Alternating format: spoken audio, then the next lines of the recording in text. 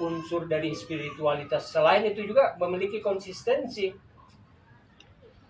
Konsistensi itu dia berpegang teguh pada prinsip kebenaran.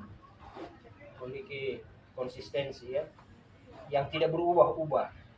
Kejujuran, keterbukaan, akuntabilitas, spiritualitas, dan konsistensi. Nah, ini aspek-aspek yang kalau kita lihat, pelajari itu harus dimiliki. Dan ini yang barangkali bisa menjadi landasan ketika kita mau mengintegrasikan tadi, menggabungkan peran kepemimpinan dalam kehidupan kita sebagai pribadi atau individu.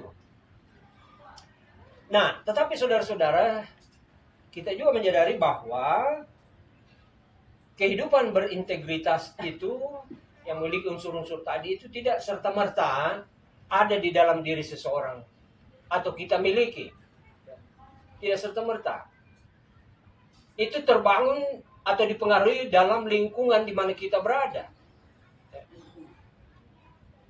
Mulai dari keluarga, dalam komunitas apapun, apakah itu gereja atau lingkungan di mana kita tinggal, itu sangat mempengaruhi integritas yang dimiliki seseorang. Nah di sini penting bagi kita, saya kira sebagai keluarga dan juga nanti sebagai gereja, karena itu sangat mempengaruhi pertumbuhan integritas. Jadi tidak serta-merta kita miliki itu orang yang berintegritas, memiliki nilai tadi itu tidak serta kita miliki. Itu dipengaruhi dalam lingkungan. Nah, misalnya, ya saya bicara misalnya dalam hal ini, ya saya perlu menggarisbawahi ini bahwa ya terima kasih kepada pengurus memberikan topik ini karena ini penting, relevan ya dalam kehidupan kita sebagai bapak atau pria. Nah, ya taruhlah misalnya di dalam keluarga, ya. Dan selaku bapak ini penting sekali integritas itu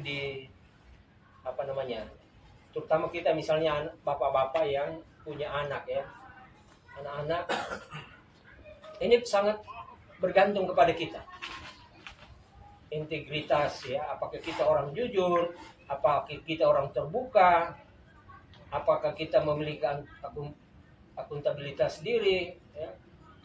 Kemudian apakah kita memiliki spiritualitas, moral etik yang kuat, memiliki prinsip yang konsisten pada kebenaran. Itu tentu mempengaruhi kehidupan anggota-anggota keluarga. Taruhlah misalnya saya bicara tentang aspek pertumbuhan spiritualitas ya, karena spiritualitas ini sangat mempengaruhi aspek kejujuran tadi, apakah dapat dipercaya ya, apakah kita mau terbuka terhadap kritik, apakah kita orang konsisten, itu didasari oleh spiritualitas. Dan spiritualitas itu misalnya kita lihat misalnya begini, yang saya lihat penting dalam keluarga. Kalau misalnya kita melihat atau anak majelis atau pendeta sekarang misalnya, ya saya tidak tahu ibu bapak bapak-bapak tahu, mungkin ada anggota jemaat yang malas misalnya, malas ke gereja, yang kita tidak tahu apakah di rumah berdoa puji Tuhan. Lalu kadang-kadang kita kesal, kita ceritakan, aduh malas sekali itu bapak itu.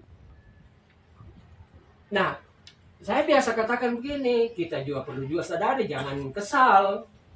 Persoalannya adalah, apakah bapak ini, katakan bapak A ini, waktu dia kecil, dia melihat orang tuanya, katakan bapaknya, atau juga ibunya tentu, itu adalah orang yang beribadah.